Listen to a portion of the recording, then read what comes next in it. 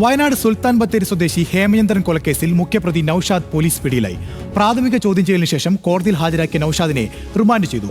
വിദേശത്ത് നിന്ന് മടങ്ങിവരവെ ബംഗളൂരു വിമാനത്താവളത്തിൽ വെച്ചാണ് നൌഷാദ് ഇമിഗ്രേഷൻ ഉദ്യോഗസ്ഥരുടെ പിടിയിലായത്. തുടർന്ന് കേരളത്തിൽ നിന്നെത്തിയ അന്വേഷണ സംഘത്തിന് ഇയാളെ കൈമാറുകയായിരുന്നു.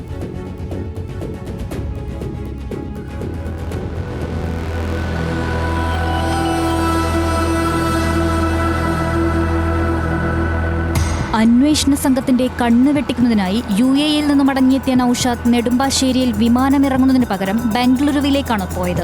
ഇതോടെ ഇമിഗ്രേഷൻ വിഭാഗം ഇയാളെ തടഞ്ഞുവെക്കുകയായിരുന്നു. തുടർന്ന് ബംഗളൂരുവിലെത്തിയ കോഴിക്കോട് മെഡിക്കൽ കോളേജ് SHO ആകേഷും സംഘവും നൌഷാദിനെ കസ്റ്റഡിയിലെടുത്ത് കോഴിക്കോട്ടെത്തിക്കുകയായിരുന്നു.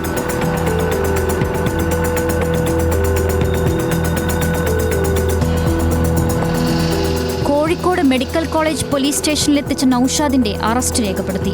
തുടർന്ന് കുന്ദമംഗലം കോടതിയിൽ ഹാജരാക്കിയ നൌഷാദിനെ റിമാൻഡ് ചെയ്തു.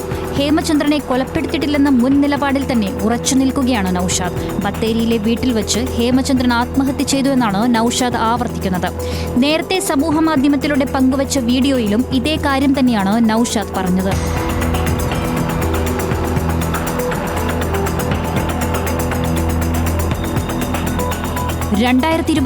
മാർച്ച് 20 ബത്തേരി സ്വദേശി ഹേമചന്ദ്രനെ കോഴിക്കോട് നിന്ന് നൌഷാദും സംഘവും കടത്തിക്കൊണ്ടുപോയത്.